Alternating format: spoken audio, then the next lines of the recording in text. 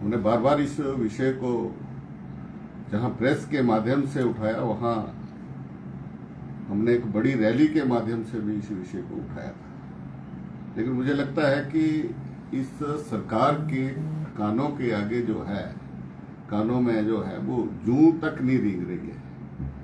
सबसे पहला हमारा विषय था कि जितने भी विकास के काम हैं कुटलैहड़ क्षेत्र के अंदर, आज वो बंद पड़े हुए हैं।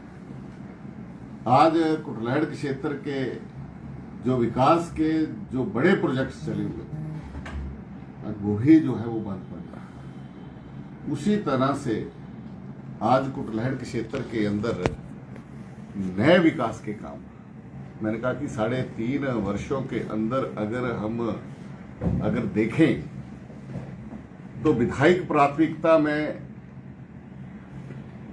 2 काम जो है वो पीडब्ल्यूडी में, सड़कें, पुल, और 2 बड़े काम आईपीएच में, यानी कि 4 काम जो 10-10 करोड़ के आने चाहिए थे। लेकिन इन 3.5 यानी चौथा वर्ष भी कंप्लीट होने जा रहा है, 4 वर्षों के बीच में एक भी नया काम नहीं हुआ। जबकि विधायक बदलते रहे, विधायक 1 नहीं 2 हो गए, लेकिन एक भी नया काम नहीं। मैंने बार बार प्रेस कॉन्फ्रेंस के माध्यम से जो है वो पूछा। तीसरा विषय था कि जितने भी प्रोजेक्ट्स जो नए संस्थान खुले थे वो इस सरकार के चलते जो है वो सारे के सारे बंद हो गए। 14 संस्थान बंद हो गए। कोई विधायक जो है ना एक बोला ना दूसरा बोला, विधानसभा के अंदर किसी ने आवाज नहीं उठाई। और उसी तरह से 2023 में बाढ़ आई थी, बहुत सारे लोगों का नुकसान हुआ था, मकान चले गए, हाउसलेस हुए, और ऐसी जगह उनके पास जमीन नहीं थी मकान बनाने के लिए, सड़कें टूटी, पानी की स्कीमें खराब हुई। और इसी तरह 2025 में तो अति हो गई कि मेन रोड जो हैं उनकी स्थिति खराब हो गई एकदम। हमने भारतीय जनता पार्टी की सरकार में जो सड़कें थी एकदम चकाचक सड़कें थी। अगर हम ये कहें कि हिमाचल प्रदेश का रोड इंफ्रास्ट्रक्चर्स अगर सबसे बेहतर कहीं था तो वो कुटलैहड़ क्षेत्र के अंदर। लेकिन आज स्थिति ये बन गई है कि आज पीने के पानी की जो योजनाएं हैं, आज रामगढ़ धार 10 दिन तक बंद रही। लोग पीने के पानी के लिए बिलखते रहे और विधायक महोदय सिर्फ निरीक्षण ही करते रहे। मेरे को लगता है कि जब से वो बढ़े हैं निरीक्षण ही हो रहे हैं, लेकिन धरातल पर कुछ नहीं हो रहा है। आज जनता ये जानना चाहती है कि जो विधायक बने वो निरीक्षण के लिए ही बने। लेकिन 3.5 साल का समय बीत जाने के बाद जिन लोगों को जो है वो बहुत बड़ी उम्मीद थी कि हमारी जो आपदा में जो हमारा जानी माली नुकसान हुआ हमें राहत मिलती, कुछ लोगों को मिली, कुछ लोगों को नहीं मिली। और यही जो है 2025 में हुआ है। लोगों को एक किस्त मिली, कई लोगों को एक किस्त में नहीं मिली। वो बार बार करके हमसे पूछते हैं, हम जाते हैं लोगों से मिलते हैं तो लोग बोलते हैं कि हमारी असेसमेंट करके पटवारी ले गए थे लेकिन मिला कुछ नहीं है। और अभी जो बरसात जो है वो भारी बरसात के जो है वो संकेत नजर आ रहे हैं। और आज बहुत सारी सड़कें जिनकी दुर्दशा जो है वो हो चुकी है। अरे मेन रोड की हालत देख लीजिए, अगर एक बारिश भारी पड़ गई तो ये अवरुद्ध हो जाएगा। बाकी जितने भी सड़कें हैं आज उनकी स्थिति जो है वो खराब है। ग्रामीण क्षेत्रों को तो छोड़ दीजिए, पिछले 1 वर्ष से टारिंग का मुझे लगता नहीं है 1 किलोमीटर भी टारिंग की गई, और ना ही कहीं पैचवर्क जो है कोई। मैं तो हंस रहा था कि तारकोल का तो धुएं की स्मेल भी लोग भूल गए हैं कि कैसी होती है। आज ये स्थिति जो है वो कुटलैहड़ क्षेत्र की हो गई है। कोई ठेकेदार यहाँ काम नहीं करना चाहता है। वहीं पर दूसरी तरफ मेरा सरकार को एक बार फिर से अनुरोध है कि जो पिछले जिन लोगों के जानी माली नुकसान हुआ है, जिनके डंगे चले गए, मकान चले गए, जिनको अभी तक जमीनें नहीं मिली, आप उनकी जो विस्थापित लोग हैं आप उनकी चिंता करें। पीने के पानी की स्कीमों को रिस्टोर करिए।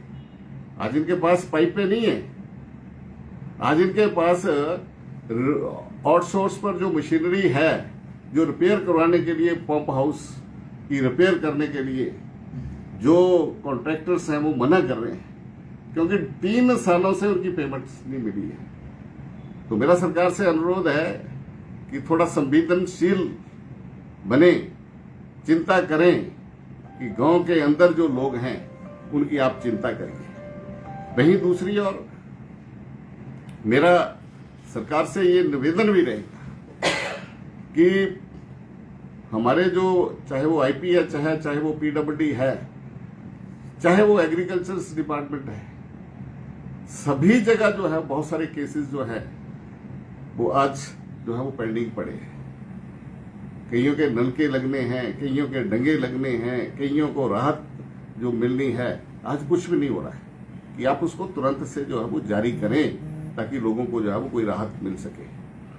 वहीं मैं जहां केंद्र की सरकार आज दिल खोल के जो है वो प्रदेश को राहत दे रही है, पिछली भरवी बरसात के अंदर जहां 1500 करोड़ की सहायता जो है वो केंद्र ने हिमाचल प्रदेश को दी, और उसमें मकान बनाने के लिए भी ऐसे कहा कि हम 11,000 नए मकान स्वीकृत करते हैं।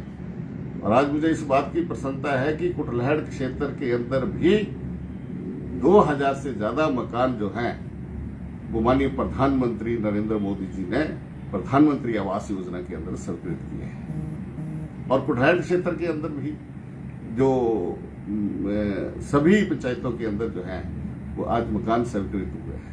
मैं धन्यवाद करता हूं प्रधानमंत्री जी का भी और अनुराग ठाकुर जी का भी।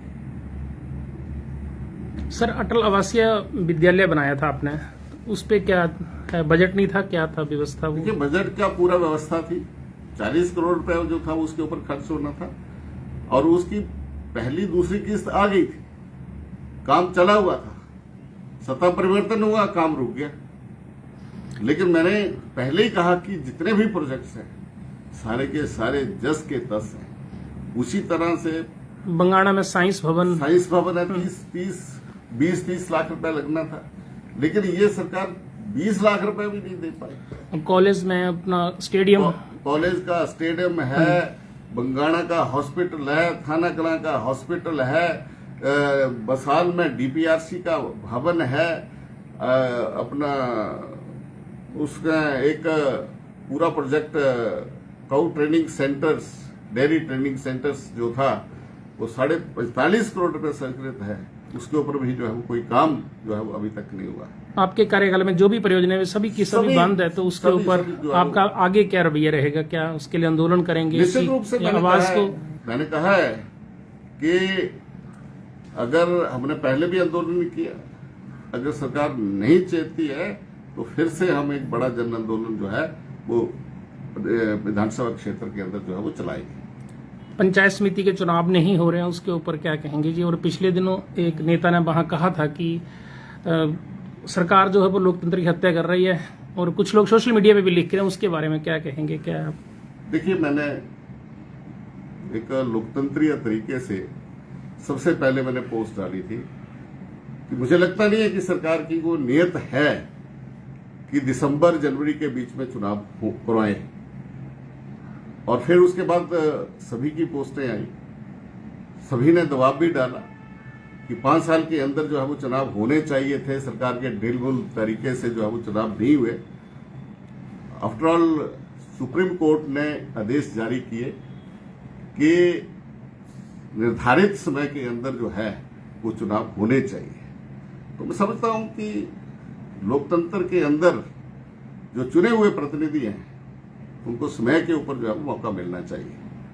वहीं दूसरी ओर जहां आपने सोशल मीडिया की बात की, मैं तो सोशल मीडिया ना देखता हूं और ना ही मैं इस पर ज्यादा रिलाई करता हूं, लेकिन मुझे पीड़ा होती है कि जितना गंदा सोशल मीडिया कुटलैहड़ क्षेत्र विधानसभा क्षेत्र के अंदर का हो गया है, और ये 3.5 साल के अंदर ही, ये साल पहले ही ये बीमारी शुरू हुई यहां पर, और जिसके कारण कोई मर्यादा नहीं रही। मुझे लगता है कि जो राजनीति में जो लोग हैं, संस्कारों की कमी है।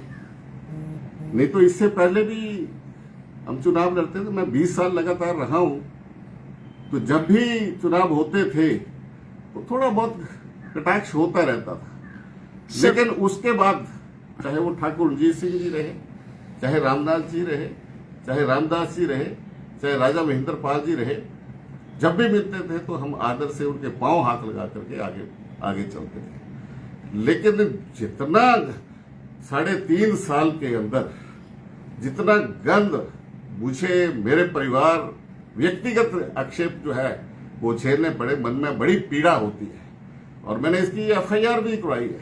निश्चित रूप से इसके ऊपर पिछले दिनों एक नेता ने चौक पे कहा था प्रेस के सामने ही कि आपका बेटा जो अपनी माता को पूछ के काम करता था, उसके बारे में क्या कहेंगे आप? वो अच्छी बात है, बच्चों को जो है वो माँ बाप से हर बात के लिए पूछना चाहिए, लेकिन मैं ज्यादा नहीं कहना चाहता हूँ किसी के बारे में, लेकिन हमने वैसे भी परिवार देखे हैं जिसमें बेटा नीचे बैठ के शराब पी रहा है और बाप ऊपर बैठ के शराब पी रहा है, लेकिन वो परिवारों के अंदर संस्कार की कमी आ रही है, बच्चों को वो संभाल नहीं पा रहे हैं और नशे की तरफ जो है वो बच्चे बढ़ रहे हैं। तो बच्चे अगर अपने माँ बाप की बात सुनते हैं तो अच्छी बात है। और कोई मेरा बेटा जो है, अगर मेरा बेटा है, अगर मेरे बेटे के बारे में अगर कहा है तो वो कोई फेक डिग्रीज लेके नहीं आया हुआ, वो सबसे बढ़िया स्कूल में पढ़ा है, सबसे बढ़िया कॉलेज में पढ़ा है, वो BTech की है और BTech के साथ साथ वो लॉ ग्रेजुएट भी हुआ, वो साथ में वो जाली डिग्रियां लेके जो है वो ना वो पढ़ा है, ना वो उसको जो है उसकी जरूरत है।